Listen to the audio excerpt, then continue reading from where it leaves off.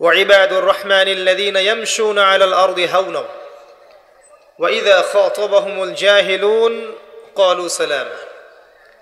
রহমানের বান্দা হতে হলে প্রথম যে বৈশিষ্ট্য সেটা হলো এই, আল্লাহ পাক বলছেন রহমানের বান্দারা, আমার বান্দারা জমিনে চলাফেরা করে নম্রভাবে, জমিনের মধ্যে হাঁটে চলে বিচরণ করে নম্রভাবে ভদ্রভাবে, এবং যদি অজ্ঞ ব্যক্তিরা তাদের সাথে তর্ক করতে আসে, ঝগড়া করতে আসে, ফাসাদ করতে আসে, তারা বলে সালামান, সালাম, তোমাদের উপর শান্তি বর্ষিত হোক, আমরা জাহেলদের সাথে লড়াই করি না। রহমানের বান্দারা মানুষের সাথে লড়াই ঝগড়া ক্রন্দল এড়িয়ে চলে, বিনয়ের সাথে পথ চলে। সূরা বনী ইসরাঈল আল্লাহ পাক বলেছেন, দম্ভ ভরে জমিনের বুকে বিচরণ করো না, ওয়ালা তামশি ফিল আরদি মারহা, জমিনের বুকে দম্ভ অহংকার করে চলো না। ইন্নাকা লান তাখরিকাল আরদা ওয়া লান তাবলুগাল জিবালা তুলা, তুমি মানুষ খুব তুচ্ছ, তুমি এই জমিনকে ধসিয়ে দিতে পারবে না, আর পাহাড়ের উচ্চতায় পৌঁছাতে পারবে না। আপনারা পাহাড় আমাদের চেয়ে ভালো চিনেন না? মানুষ কি এই জমিনকে ধসাতে পারবে? পাহাড়ের সামনে, সুউচ্চ পাহাড়ের সামনে মানুষকে কি খুব ক্ষুদ্র দেখায় না? আল্লাহ পাক সেটাই বলছেন, দম্ভ ভরে চলো না, তুমি জমিনকে ধসিয়ে দিতে পারবে না। হে মানুষ, তুমি এতই ক্ষুদ্র এবং তুমি পাহাড়ের উচ্চতায় পৌঁছতে পারবে না। রহমানের বান্দার প্রথম বৈশিষ্ট্য হচ্ছে নম্র ভদ্রভাবে তারা সমাজে বিচরণ করে, এবং এটাই হচ্ছে সর্বোত্তম চরিত্রের বৈশিষ্ট্য। একটা হাদিসে এসেছিল এভাবে যে একজন ব্যক্তি খুব দম্ভ ভরে চলছিল জমিনের মধ্যে, আল্লাহ রাব্বুল আলামিন তাকে সহ মাটিটাকে ধসিয়ে দিয়েছেন আযাব স্বরূপ, কিয়ামত পর্যন্ত সে মাটিতে ধসতেই থাকবে। সবাই বলি নাউযুবিল্লাহ। তো আমাদের হাঁটাগুলো ঠিক করতে হবে। এমনকি আমাদের নবী, প্রিয় নবী মুহাম্মদ রাসূলুল্লাহ সাল্লাল্লাহু আলাইহি ওয়াসাল্লাম কিভাবে হাঁটতেন, হাদিসের মধ্যে এসেছে তিনি এমনভাবে হাঁটতেন মনে হতো তিনি উপর থেকে নিচে নামছেন। সামনের দিকে একটু ঝুঁকে হাঁটতেন, মনে হতো তিনি উপর থেকে নিচে হাঁটছেন। আর আমাদের হাঁটা চলাগুলো দেখবেন বুক ফুলিয়ে সিনা টান করে, মনে হয় দুনিয়াতে আমি একাই আছি আর কেউ নাই। আর যদি আল্লাহ পাক সামান্য কিছু ক্ষমতা দিয়ে বসেন, তাহলে হাঁটা চলার যে বৈশিষ্ট্য দেখা যায়, তখন মনে হয় পুরো দুনিয়াটাই আমার আর কেউ নাই। এরপরে দেখবেন মেয়ে মানুষের হাঁটা, পুরুষের পোশাক পরে মেয়েরা এমনভাবে হাঁটবে দেখে মনে হবে দুনিয়াতে তারা একাই আছে আর কেউ নাই। হাঁটা চলা ঠিক করতে হবে, আল্লাহ পাক তৌফিক দান করুন। প্রথম বৈশিষ্ট্য। আর সমাজে অজ্ঞ জাহেলরা থাকবে। জাহেল কারা? যারা জাহেলিয়াতে থাকে তারা জাহেল। আলেমকে, যে ব্যক্তি ইলম অনুযায়ী আমল করে সে আলেম। জাহেলকে, যে জাহেলিয়াতের কাজ করে সে জাহেল। কথা কি বুঝতে পারছেন? জাহেলিয়াতের কাজ, যেমন কেউ যদি মদ খায় সে জাহেল, শিরক করে জাহেল। একজন ব্যক্তি বেদাআতি সে জাহেল। একজন ব্যক্তি ধরেন সুদখোর সে একটা জাহেল। একজন মেয়ে বেপর্দা সে জাহেল। একজন ব্যক্তি আল্লাহর হালালকে হারাম করছে, হারামকে হালাল করছে, সে জাহেল। যে জাহেলিয়াতে লিপ্ত আছে এই ব্যক্তি জাহেল। তো জাহেলরা আল্লাহর বান্দাদেরকে কষ্ট দিতে চাইবে, গায়ে পড়ে কষ্ট দিতে চাইবে, তখন তারা বলবে সালাম, শান্তি বর্ষিত হোক তোমাদের উপরে। লা নাবতাগিল জাহিলুন, আমরা জাহেলদের সাথে ঝগড়া ফাসাদ করি না। আল্লাহ পাক আমাদের সবাইকে প্রথম বৈশিষ্ট্যটা অর্জন করার তৌফিক দান করুন, আমিন। দ্বিতীয় আয়াত আল্লাহ পাক বলছেন, ওয়াল্লাযীনা ইয়াবিতুনা লিরাব্বিহিম সুজদান ওয়া কিয়ামা। রহমানের বান্দাদের দ্বিতীয় বৈশিষ্ট্য হচ্ছে তারা রাত্রি যাপন করে। রাত্রি এমনভাবে যাপন করে যে তারা সেজদায় আছে অথবা সলাতে দণ্ডায়মান আছে। এখানে তাহাজ্জুদের সলাতকে বোঝানো হয়েছে। মূলত রাতের সলাত মাগরিব এবং ইশার সালাত। কিন্তু রাত্রি যাপন বলতে বোঝানো হয় বিছানা থেকে উঠে, ঘুমানোর পর বিছানা থেকে উঠে আবার আল্লাহর সামনে দাঁড়ানো, এটা হচ্ছে শেষ রাতের সালাত বা তাহাজ্জুদের সালাত। আল্লাহ পাক আমাকে সহ আপনাদের সবাইকে আদায় করার তৌফিক দান করুন।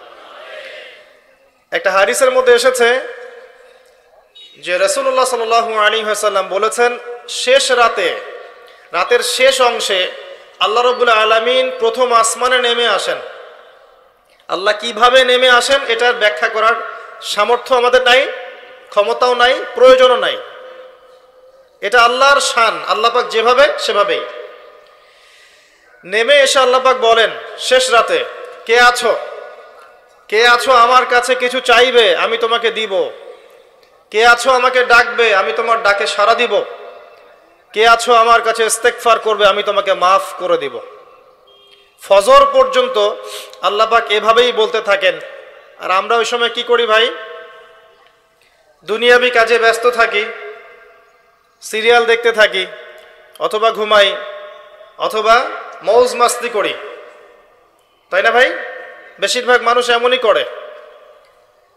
জান্নাতে স্পেশাল কিছু কক্ষ আছে, স্পেশাল কিছু গুরফা থাকে না, কিছু স্পেশাল ঘরবাড়ি।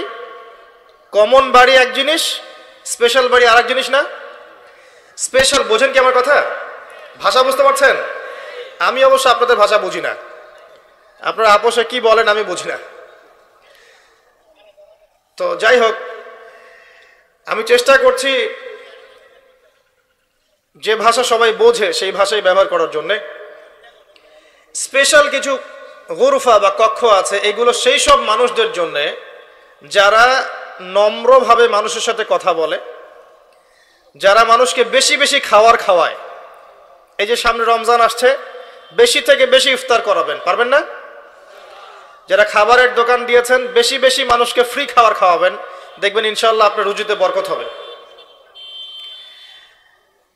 যারা নরম করে কথা বলে, বেশি বেশি খাবার খাওয়ায়, বেশি বেশি সালাম দেয় এবং বেশি বেশি রোজা রাখে, আর মানুষ যখন ঘুমিয়ে থাকে তখন তারা সালাত পড়ে, অর্থাৎ তাহাজ্জুদের নামাজ পড়ে, এইসব মানুষদের জন্য জান্নাতের স্পেশাল গুরফা বা কক্ষ আছে। কেমন উন্নত মানের পদার্থ দিয়ে আল্লাহ পাক তৈরি করেছেন।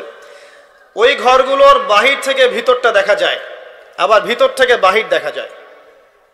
বলেন সুবহানাল্লাহ। এই কক্ষগুলো কারা পাবে? এক নাম্বার, যারা নম্রভাবে কথা বলে। আর এই নম্রতা ভদ্রতা মানুষকে জোর করে শেখানো যায় না, যায়? এগুলো মানুষের বংশে থাকে, রক্তে থাকে, চরিত্রে থাকে। অনেক সময় দেখবেন একজন ব্যক্তির কাছে যদি সামান্য পরিমাণ ক্ষমতা চলে আসে, তার বডি ল্যাঙ্গুয়েজ, কথাবার্তা, চলাফেরা পরিবর্তন হয়ে যায়। আবার এমন অনেক মানুষ আছে যাদের হাতে বিশ্বের ক্ষমতা আসলেও তারা নম্রই থেকেছেন। যেমন ওমর ইবনুল খাত্তাব রাদিয়াল্লাহু আনহু, আলী ইবনে আবি তালেব রাদিয়াল্লাহু আনহু, আবু বকর সিদ্দিক রাদিয়াল্লাহু আনহু, উসমান বিন আফফান রাদিয়াল্লাহু আনহু। সারা বিশ্ব শাসন করেছেন, কোনোদিন কি অহংকার করেছেন?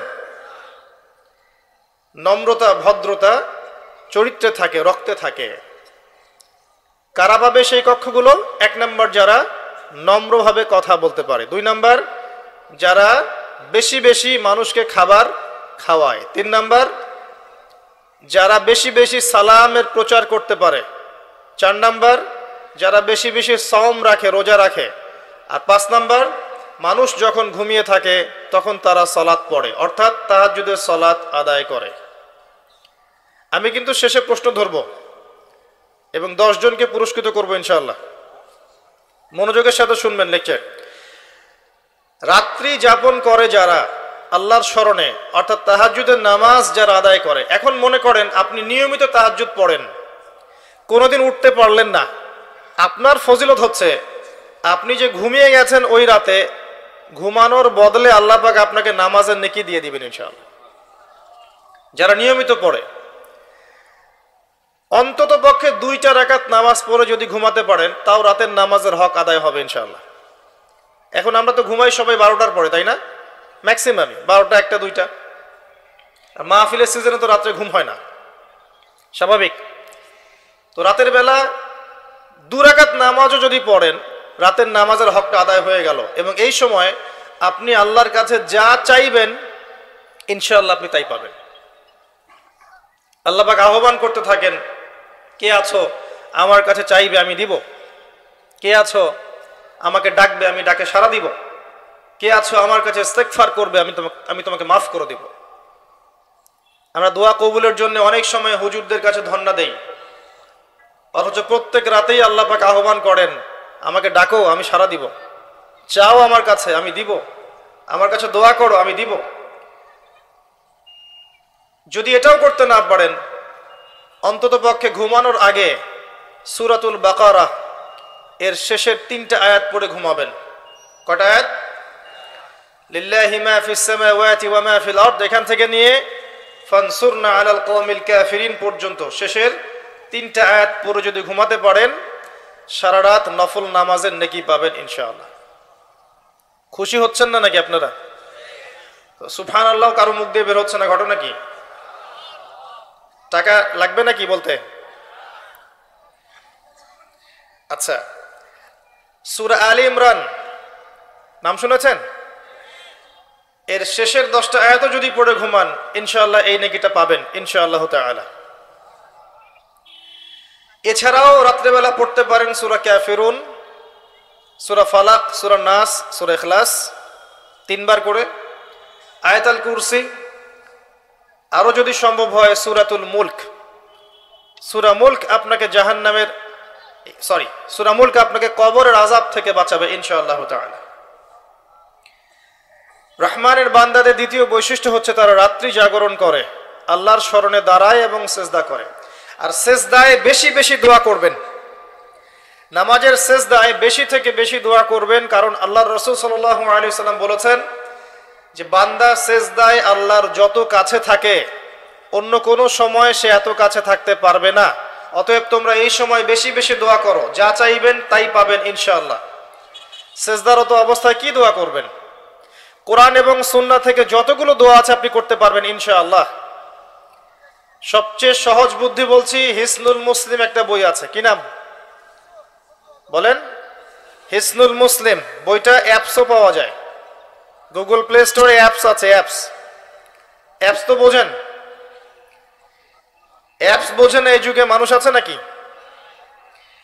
ওখানেও আছে হিসনুল মুসলিম বইটা, কিনেন অথবা ডাউনলোড করে নেন, দেখবেন সেখানে সমস্ত দোয়াগুলো দেয়া আছে, কোন কোন দোয়া আপনার প্রয়োজন সব দেয়া আছে। নিজের জন্য, পরিবারের জন্য, সমাজের জন্য, রাষ্ট্রের জন্য, শত্রুর সাথে, মিত্রর সাথে সব দোয়া আপনি সেখানে পাবেন ইনশাআল্লাহ তাআলা। দোয়াগুলো করা যাবে ইনশাআল্লাহ। আর কিছু আমল নিয়মিত করবেন, মাহফিলে ওয়াদা করে যান। একটা হচ্ছে ডেইলি 100 বার সুবহানাল্লাহ বলবেন, পারা যাবে ইনশাআল্লাহ। প্রত্যেকদিন 100 বার বলবেন আস্তাগফিরুল্লাহ ওয়া আতুবু ইলাইহি, পারা যাবে? বলার চেষ্টা করবেন 100 বার সুবহানাল্লাহি ওয়া বিহামদিহি সুবহানাল্লাহিল আযীম, পারা যাবে? যদি বলেন সুবহানাল্লাহিল আযীম ওয়া বিহামদিহি, একবার বললে আপনার জন্য জান্নাতে একটা খেজুর গাছ নির্মাণ করা হবে, জমি আপনাকে দিয়ে দেওয়া হয়েছে, আপনি বাগান বানাতে পারবেন এখানে বসে বসে।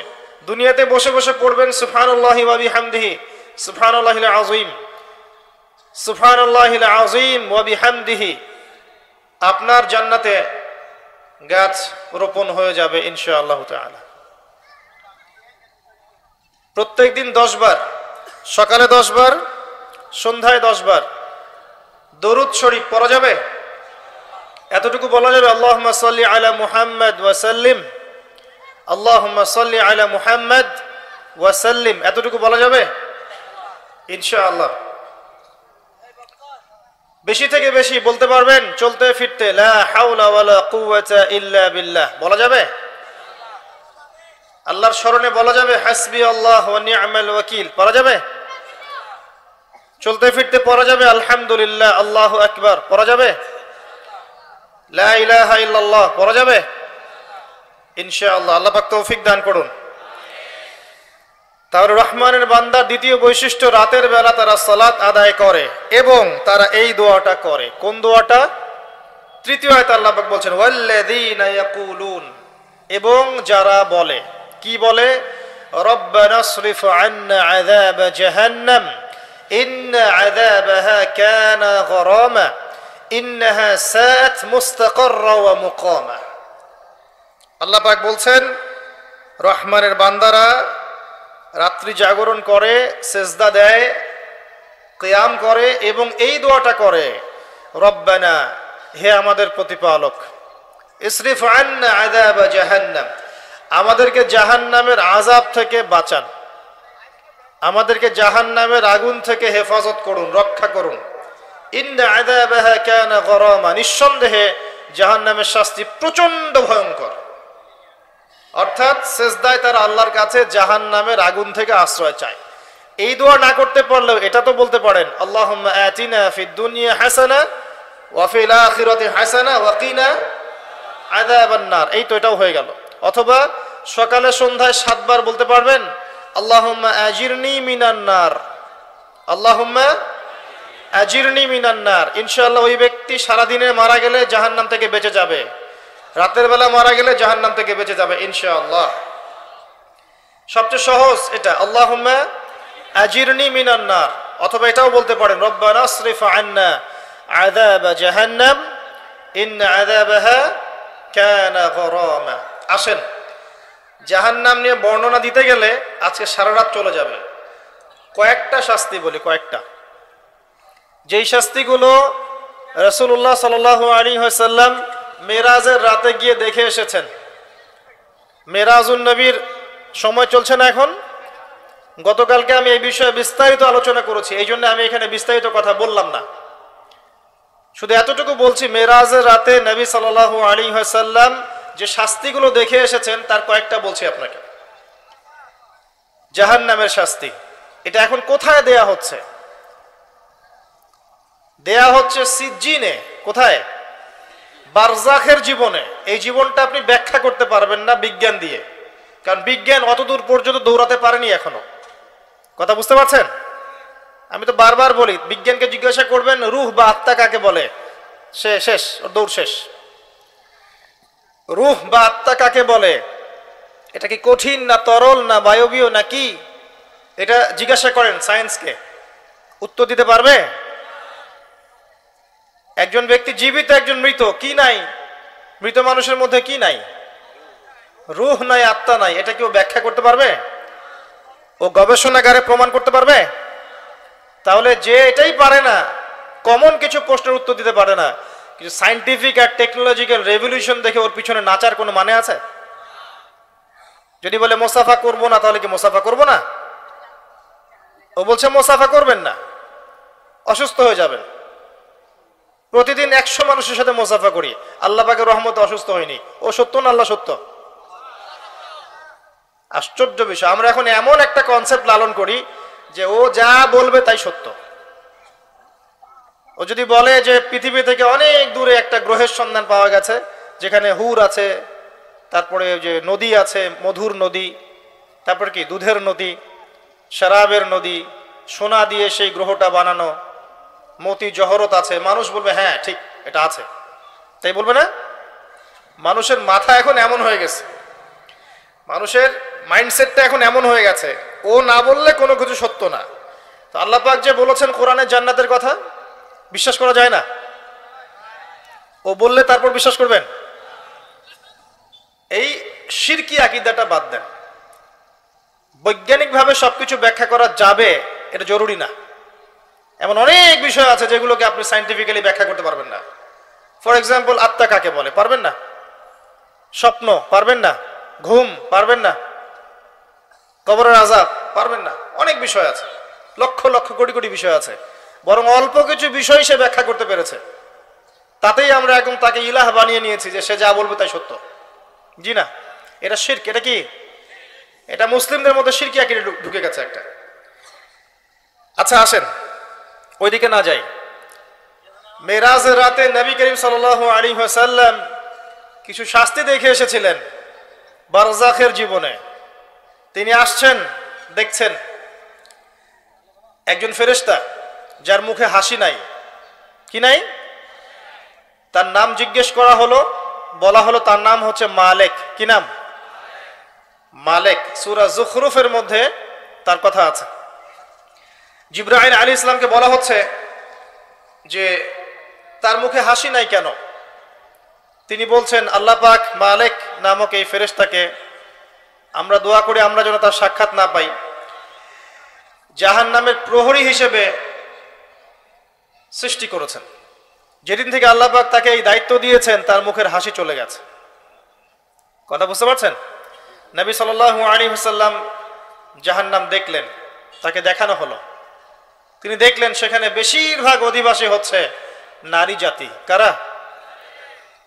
নারী জাতি আমাদের ঘরে নাই? শেষ জামানায় মেয়েদের সংখ্যা বাড়বে, ছেলেদের সংখ্যা কমবে। মেয়েরা ছেলেদের পোশাক পরবে, ছেলেরা মেয়েদের পোশাক পরবে। শেষ জামানায় এমন কিছু মেয়ে বের হবে, নিসাউন কাসিয়াতুন আরিয়া, যে মেয়েরা কাপড় পরবে ঠিকই কিন্তু কাপড় পরেও নগ্ন থাকবে। আমি কি বুঝাতে পারছি? কাপড় পরবে ঠিকই কিন্তু কাপড় পরে নগ্ন থাকবে। নবী সাল্লাল্লাহু আলাইহি ওয়াসাল্লাম বলেছেন এরা জান্নাতে যাবেও না, এর গন্ধও পাবে না। অনেক বেশি বেশি কিছু মেয়ে লাআনত করবে, অভিশাপ দিবে এবং স্বামীর সাথে কুফরি করবে। সারা জীবন যদি স্বামী তাদের ভালো মন্দ দেখে যায়, আদর করে, মহব্বত করে, সব ভরণ পোষণ দেয়, কোনো একদিন দেখবেন ঝগড়া লেগে গেছে, সে বলবে আমি তোমার কাছে সারা জীবনেও কিছু পেলাম না। এই কারণে এভাবেই এসেছে হাদিসে। আরো কারণ হচ্ছে মাতম করা, কেউ মারা গেলে বুক চাপড়ানো, পিঠ চাপড়ানো, হাউতাস করা, মাতম করা, এটা একটা কারণ। আর একটা কারণ লানত দেয়া, অভিশাপ দেয়া। তারা বেশি বেশি লানত এবং অভিশাপ দিয়ে থাকে। এই কিছু কারণে বেশি বেশি তারা জাহান্নামে যাবে। এই উম্মতের আল্লাহ পাক আমাদের মা বোনদেরকে হেফাজত করুন। আরেকটা কারণ হচ্ছে ফ্যামিনিস্ট রেভলিউশন, নারী আন্দোলন। ফ্যামিনিস্ট রেভলিউশনের কারণে মেয়েদেরকে আপনি আর ঘরে রাখতে পারবেন না, এরা আর ঘরে থাকবে না। মাথা ওয়াশ করে দিয়েছে, ঘরে থাকলে পিছিয়ে পড়ে। ঘরে কোন মেয়েরা থাকে? যে মেয়েরা পিছিয়ে পড়েছে ওরা ঘরে থাকে। যারা এগিয়ে গেছে ওরা নগ্ন হয়ে বাইরে বের হয়ে যাবে, বিভিন্ন সেক্টরে থাকবে, কিন্তু পর্দা মেনটেন করবে না। এখন ইদানিং দেখা যায় পর্দা এখানে একটু কাপড় ঢেকে দিয়ে গান বাজনাও করছে মেয়েরা। এটাকে জায়েজ করার বুদ্ধি পায় তারা চালাচ্ছে এবং মিডিয়া এমন ভাবে তুলে ধরছে যে হিজাব পরেও গান গেয়ে সারা বিশ্ব মাতালেন যিনি। সুবহানাল্লাহ। এই যে কিয়ামতের আলামত, আর কি আলামত চাচ্ছেন? মানে কিয়ামত যে কাছে, আর কোন আলামতের জন্য অপেক্ষা করছে? বোরখা পরে কেউ যদি র‍্যাপ সং করে, র‍্যাপ সং বোঝেন, করে সারা দুনিয়া মাথা, এটা জায়েজ হয়ে যাবে? এটা মিডিয়া প্রমোট করে দেখাচ্ছে মানুষকে, দেখো বোরখা পরে র‍্যাপ সং করছে। সব করা যায় বোরখা পরে। ফ্যামিনিস্ট রেভলিউশন সেই দর্শন যার ফলশ্রুতিতে আপনি মেয়েদেরকে আর ঘরে রাখতে পারবেন না এবং তারা তাদের পর্দা রক্ষা করবে না। ফ্রি মিক্সিং সেই আযাব যার কারণে মেয়েরা এখন সতীত্ব রক্ষা করতে পারবে না এবং পর্নোগ্রাফির সেই মাধ্যম যার মধ্য দিয়ে দিন দিন ধর্ষণ বাড়ছে। এই বিষয়গুলো বোঝার চেষ্টা করেন। যত দিন যাবে অবস্থা আরো খারাপ হতে থাকবে এবং এগুলো আপনি আইন দিয়ে, প্রশাসন দিয়ে ঠেকাতে পারবেন না ভিতরের নৈতিকতা পরিবর্তন না করতে পারলে। পর্ন সাইটগুলো বন্ধ করতে হবে আগে। হিজাব মুসলিম মেয়েদের বাধ্যতামূলক করে দিতে হবে। ফ্রি মিক্সিংটা বন্ধ করতে হবে। সমাজে জেনা থাকবে না ইনশাল্লাহ, ধর্ষণ হবে না ইনশাল্লাহ, ব্যভিচার হবে না ইনশাল্লাহ, পরকীয়া হবে না ইনশাল্লাহ। এরপরে বাইরের সব মিডিয়া বন্ধ করতে হবে যেগুলো পরকীয়া শিখায়। এরপরেও যদি কেউ মুসলিম ধর্ষণ করে ফেলে তাহলে ওর জন্য আইনের সুশাসন নিশ্চিত করতে হবে। তখন দেখবেন কমে গেছে সবকিছু ইনশাল্লাহ। এত সহজে হবে না, হবে। এদিকে আমি পর্ন চালু রাখবো, এদিকে ফ্রি মিক্সিংও চালু রাখবো, মিডিয়া দিয়ে মানুষকে উস্কেও দিব, যৌন সুশ্রীও দিব, এদিকে বিচারও হবে না। কিভাবে ধর্ষণ ঠেকাবেন? দিন দিন ধর্ষণ বাড়বে, জেনা ব্যভিচার বাড়বে, পর্নোগ্রাফি বাড়বে। দেখবেন কয়েকদিন পর সমকামিতাও বাড়বে, মেয়েদের প্রতি আগ্রহ কমে যাবে, ছেলেদের প্রতি আগ্রহ জন্মাবে।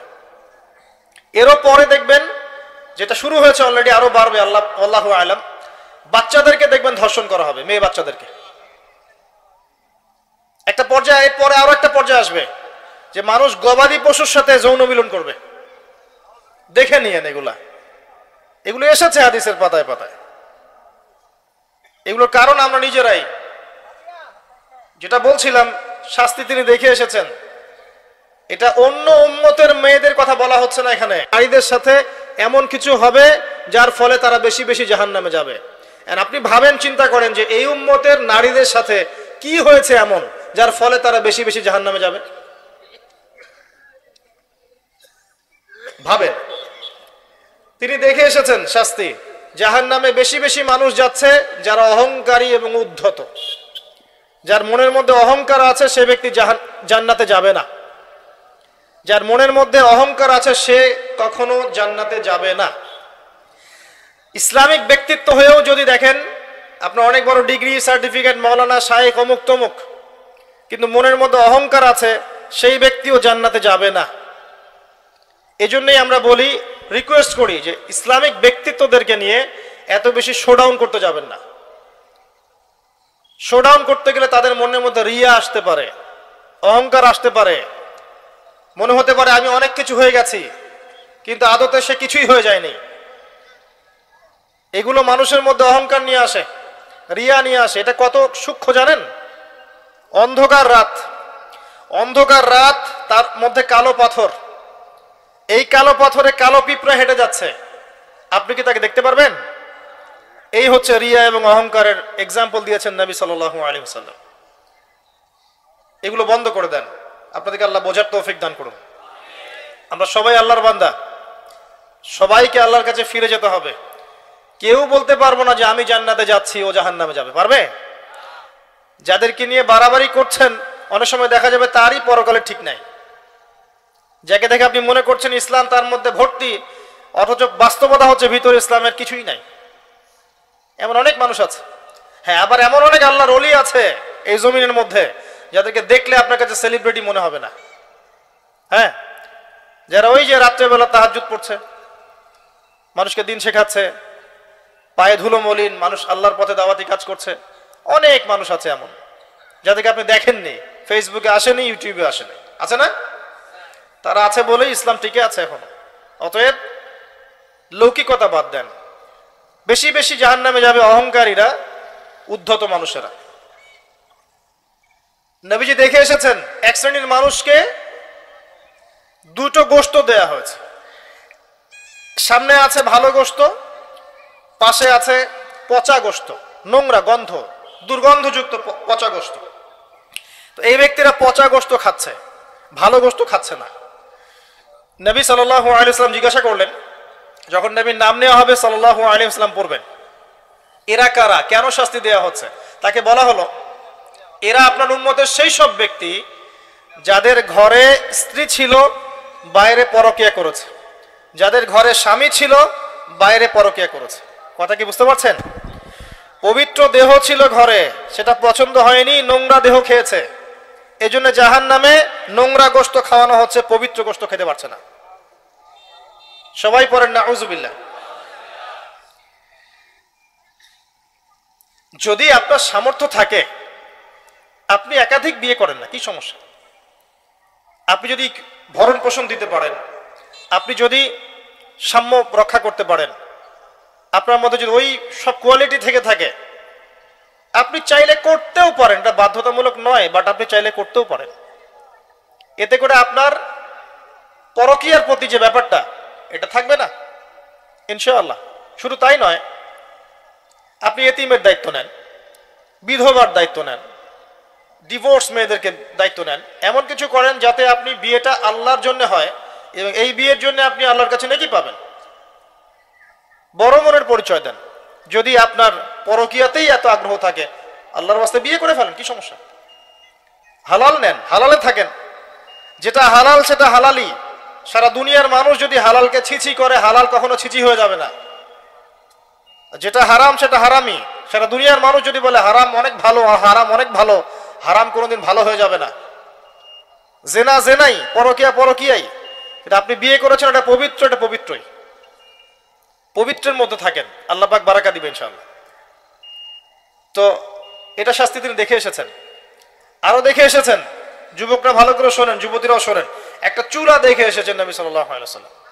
চুলার নিচের দিকটা হচ্ছে প্রশস্ত আর মাথাটা চিকন, এমন শেপটা অনেকটা, আল্লাহ ভালো জানেন, আমি বুঝাচ্ছি, বোঝানোর জন্য বলছি, হয়তো বা এমন মাথাটা গোল, এটা এভাবে রাউন্ড করা, চুলা দেখে এসেছেন, ভিতরে কিছু মানুষ আছে, নিচে আগুন জ্বলছে, যখন নিচ থেকে আগুনের ফুলকি উঠছে দাউ দাউ করে, তখন মানুষগুলো নিচ থেকে উপরে উঠছে, আর যখন আগুনের তেজ কমে যাচ্ছে মানুষগুলো নিচে নেমে যাচ্ছে, এভাবে শাস্তি চলছে চলছে।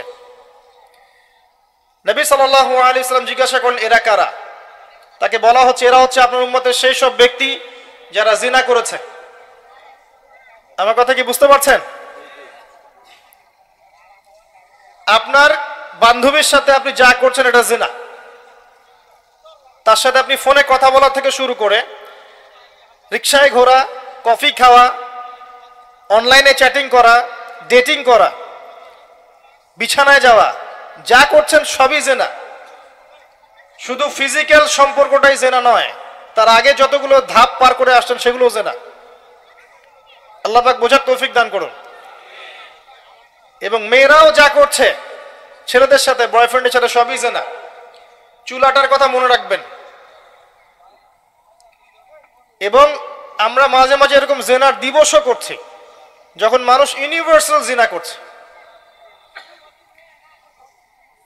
যে পাপের কারণে 1 বছর বহিষ্কার করতে হয় মুসলিম সমাজ থেকে, 100 বেত্রাঘাত করতে হয়, সেটাকে আমরা নাম দিয়ে দিচ্ছি কাছে আসার গল্প। আল্লাহ পাক যেখানে বলছেন লা তাকরাবু জিনা, জিনার কাছেও যেও না, এই যে পানি খেও না, না এই পানিটা ধরতেও যেও না। কথা কি বুঝাতে পারছি আমি?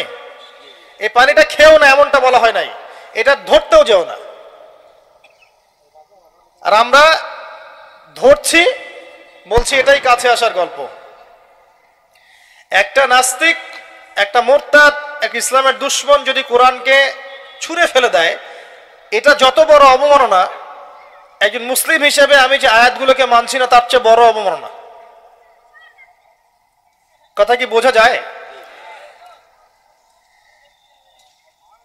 আসেন, এই শাস্তি দেখে আসলেন, তিনি আরো সামনে গিয়ে চললেন।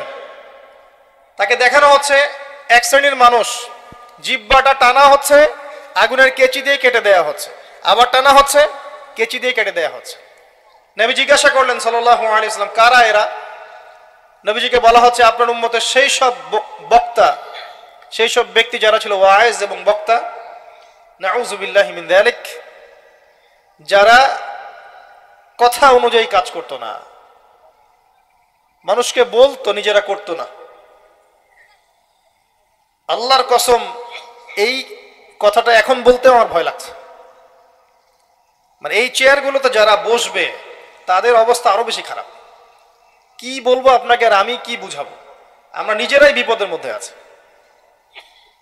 আমি যতটুকু জানি, আমি মনে হয় তার 30-40% আপনাদেরকে বলতে পারি না, আর আমি যতটুকু বলি মনে হয় যে তার 50% করতে পারি না। সব মিলিয়ে ভয় লাগে, কি বলবো। এই জন্য অতটুকুই বলতে চেষ্টা করি যেটা আমি করি, তার মধ্যে অনেক গ্যাপস থেকে যায়। আল্লাহ পাকের কাছে দোয়া করি আল্লাহ যেন মাফ করে দেন। খুব ডিফিকাল্ট। এটা হচ্ছে তাদের কথা যারা কোরআন সুন্নাহর জ্ঞান নিয়ে কথা বলছে, আর যাদের এইসব জ্ঞানই নাই, জাহেল মূর্খ, এরা যখন জনগণকে নিয়ে কথা বলে তখন তাদের কি অবস্থা হতে পারে চিন্তা করেন। তিনি আরো সামনে এগিয়ে গেলেন, দেখলেন এক শ্রেণীর মানুষ শুয়ে আছে, মাথার সামনে কিছু ফেরেশতা, পাথর আছে হাতে, পাথর, মাথা ফাটিয়ে দেওয়া হচ্ছে, মাথা চূর্ণ বিচূর্ণ হয়ে যাচ্ছে, পাথরটা ছিটকে দূরে চলে যাচ্ছে, আবার পাথর নিয়ে আসা হচ্ছে, এই সময় মাথা আবার জোড়া লেগে যাচ্ছে, আবার মাথা ফাটিয়ে দেওয়া হচ্ছে। এরা কারা? নবী সাল্লাল্লাহু আলাইহি ওয়াসাল্লামকে বলা হলো এরা আপনার উম্মতের সেই সব ব্যক্তি যারা আজান শুনতো, নামাজ না পড়ে ঘুমিয়ে থাকতো। আছে আমাদের মধ্যে এমন ব্যক্তি? এই শাস্তিগুলো কিন্তু এমনি এমনি নয়, এগুলো কোনো গল্প নয়, আমি কোনো কেচ্চা কাহিনী বলছি না আপনাদেরকে। এগুলো মেরাজের রাতে নবী সাল্লাল্লাহু আলাইহি ওয়াসাল্লাম দেখে এসেছেন, আল্লাহ তাকে দেখিয়েছেন। আরো সামনে গেলেন, দেখলেন এক শ্রেণীর মানুষ, ভালো করে শোনেন, পেটটা অট্টালিকার মতো, একটা বাড়ির মতো উঁচু, ভিতরে সাপ কিলবিল করছে, সাপ। এবং আরেকটা জায়গায় এসেছে রক্তের নদীতে ফেলে এদের মাথা ফাটানো হচ্ছে। আরেকটা জায়গায় এসেছে পাথর খাচ্ছে। তিনটা কথা এসেছে। জিজ্ঞেস করা হলো যে এরা কারা? নবী সাল্লাল্লাহু আলাইহি ওয়াসাল্লামকে বলা হচ্ছে এরা আপনার উম্মতের সেই সব ব্যক্তি, listen to me very carefully, এরা আপনার উম্মতের সেই সব ব্যক্তি যারা ছিল সুদখোর। আর আমার চেয়ে আপনারা ভালো জানেন সুদ কাকে বলে। 100 টাকা দিয়েছি, 110 টাকা দিতে হবে, এর নাম সুদ। আর 100 টাকা দিয়ে ব্যবসা করেন, লাভ হলে লাভ, লস হলে লস, এর নাম ব্যবসা। আল্লাহ পাক দ্বিতীয়টা হালাল করেছেন, প্রথমটা হারাম করেছেন। আর আমাদের মধ্যে এখন এমন মানুষ খুব কম আছে, 0.5% হয়তো বা নাই, যারা সুদ খায় না। আর 4 শ্রেণীর মানুষকে নবী সাল্লাল্লাহু আলাইহি ওয়াসাল্লাম অভিশাপ দিয়েছেন। নবী নিজে অভিশাপ দিয়েছেন, যে খায় সুদ, যে দেয়, যে সাক্ষী থাকে, যে লিখে রাখে। এটা শোনার পরেও যদি আপনার এতই খেতে মন চায়, গো অ্যাহেড, আপনি খান। আপনার জন্য মুহাম্মদ সাল্লাল্লাহু আলাইহি ওয়াসাল্লাম কিয়ামতের মাঠে অপেক্ষা করবেন ইনশাআল্লাহ। খান আপনি, বলেই তো যাচ্ছি দিনের পর দিন, খান, খেতে থাকেন। সুদী চাকরির জন্য জীবনটা উজাড় করে দেন, পরে দেখবেন এমন একটা অবস্থা হবে যে মৃত্যুর পরে সন্তানরা সম্পত্তি নিয়ে ভাগাভাগিতে বসে যাবে দাফন করার আগে। কিছু শাস্তি দুনিয়াতেই পেতে হয়। নবী সাল্লাল্লাহু আলাইহি ওয়াসাল্লাম বলেছেন এই পাপের 73টা শাখা আছে, যার সবচেয়ে নিম্ন শাখা হচ্ছে নিজের মাকে ধর্ষণ করা, নাউজুবিল্লাহ। নিজের মাকে বিয়ে করা, নিজের মায়ের সাথে জিনা করা, এটা রিবার সবচেয়ে নিম্ন স্তরের পাপ। আর সবচেয়ে উঁচু স্তরের পাপটা কি? সূরা বাকারা খোলেন, 279 থেকে আয়াতগুলো পড়তে থাকেন। আল্লাহ বলেছেন ইয়া আইয়ুহাল্লাযীনা আমানু, হে মুমিনগণ, ইত্তাকুল্লাহ, আল্লাহকে ভয় করো, ওয়া যারু মা বাকিয়া মিনার রিবা, সুদের অবশিষ্ট অংশ ছেড়ে দাও, ইন কুনতুম মুমিনিন, যদি প্রকৃত অর্থেই মুমিন হয়ে থাকো। ওয়া ইল্লাম তাফআলু, তোমরা যদি এই কাজটা না করো, না হলে জাহাজটা ডুবে যেত, শিরক হবে। অগণিত অসংখ্য ক্ষেত্র আছে যেখানে শিরক হতে পারে, কথায়, কাজে এবং চিন্তায়। আপনাকে জানতে হলে পড়তে হবে কিতাবুত তাওহীদ। কোন বই? কিনেন, পড়েন, এটা বললে অনেক সময় যাবে। কিতাবুত তাওহীদ। এমনকি কেউ যদি বলে যুগটা ভালো না, সময়টা ভালো না, এই বাতাসটা ভালো না, তাও শিরক হবে। কেউ যদি নিজের নাম রাখে শাহিন শাহ, শিরক হবে। রাজাধিরাজ, শাহিন শাহ মানে কি? রাজাধিরাজ, শিরক হবে। আল্লাহ পাকের যতগুলো হালাল আছে এগুলোকে কেউ যদি হারাম করে দেয়, আল্লাহ পাকের যত হারাম আছে এগুলোকে যদি হালাল করে নেয়, তবু শিরক হবে। অনেক ক্ষেত্র আছে। কিতাবুত তাওহীদ পড়েন, আল্লাহ পাক আপনাদেরকে শিরক থেকে বাঁচিয়ে রাখুন, আমিন। মনে রাখবেন, যার আমল নামায় শিরক থাকবে সে জান্নাতে যাবে না। কুদিয়াল আমর, এটা হয়ে গেছে লিখিত। যার আমল নামায় শিরক থাকবে সে জান্নাতে যাবে না। আমল নামায় শিরক থাকলে তার আমল নামাকে ধ্বংস করে দেওয়া হবে। লাইন আশরাকতা লা ইয়াহবাতান্না আমালুক, আল্লাহ পাক বলেছেন সূরা জুমারের মধ্যে। এই উম্মতের বেশিরভাগ মানুষ শিরকের কারণে জাহান্নামে যাবে, প্রতি 1000-এ 999 জন। কিন্তু সুসংবাদ হচ্ছে এই, যে ব্যক্তি শিরক করবে না, যে ব্যক্তি শিরক করবে না, তার অনেক বড় বড় গুনাহ থাকলেও আল্লাহ পাক সব মাফ করতে পারেন ইনশাআল্লাহ। আল্লাহ পাক হাদিসে কুদসিতে বলেছেন, হে আদম সন্তান, তুমি আমার সামনে আসমান এবং জমিন সমান পাপ নিয়েও যদি আসো, কিন্তু আমার সাথে শিরক করো নাই, আমি আল্লাহ তোমার সামনে আসমান জমিন সমান ক্ষমা নিয়ে হাজির হব।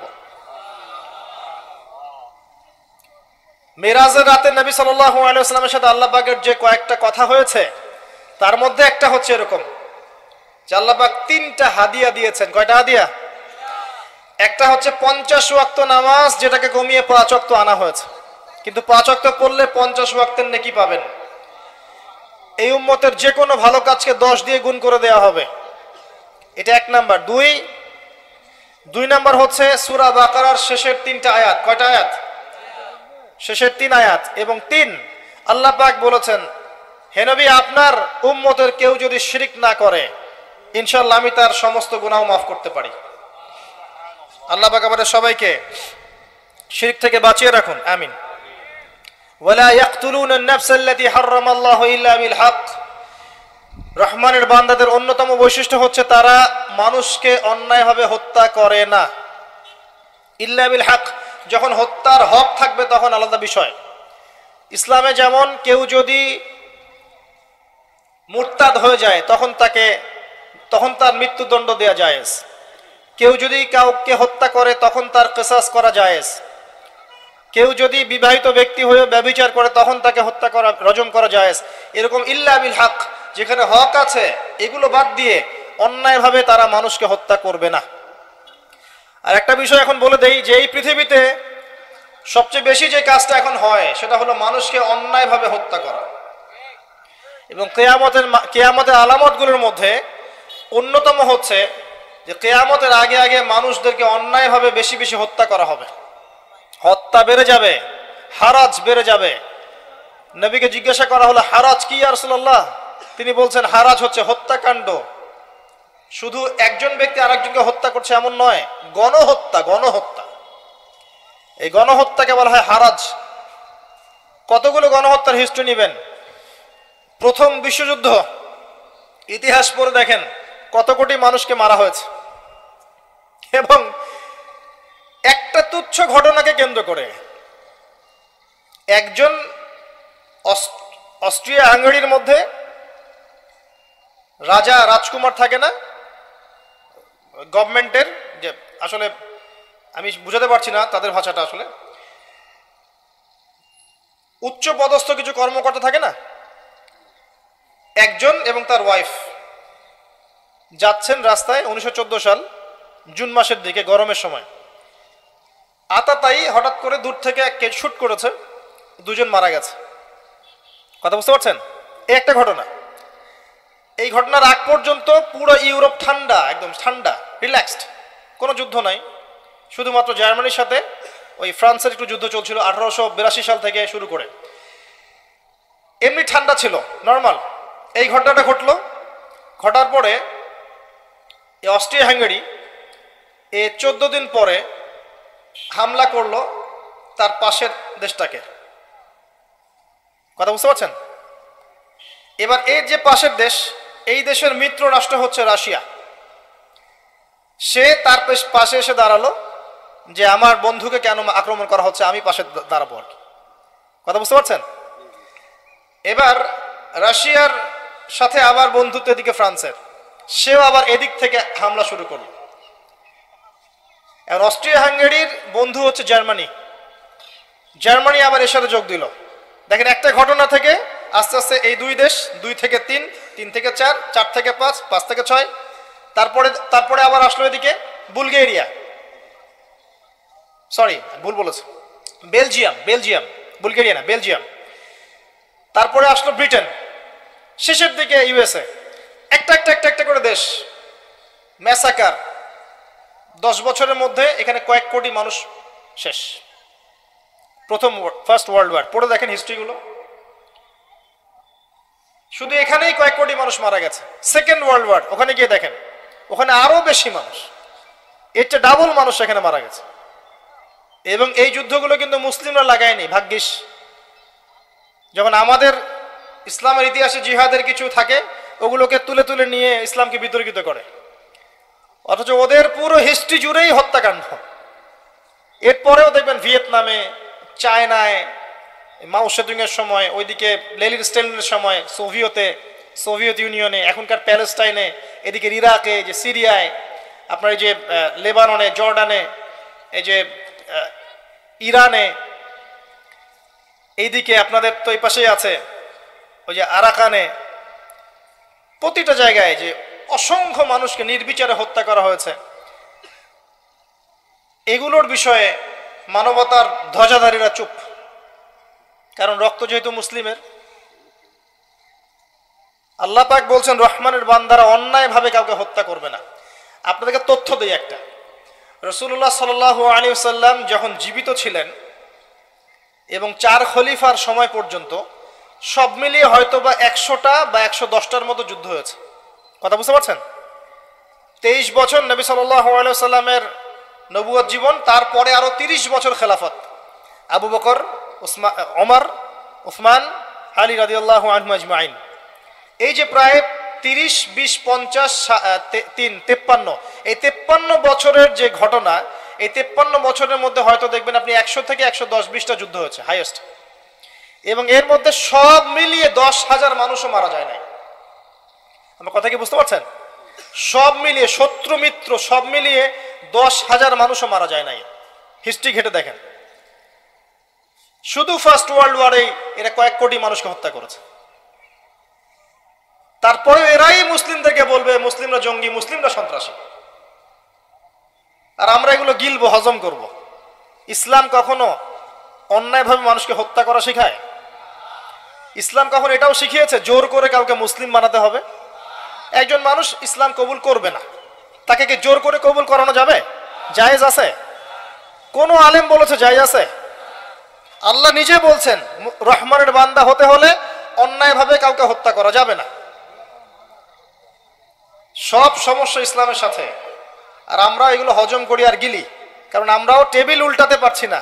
পড়াশোনা করেন, জ্ঞান অর্জন করেন, দেখবেন পৃথিবীতে একমাত্র শান্তি মানবতা রিলিজিয়নের নাম কি? কোনো সন্দেহ আছে? কোনো সন্দেহ নাই। আল্লাহ পাক আমাদেরকে প্রকৃত মুসলিম হওয়ার তৌফিক দান করুন।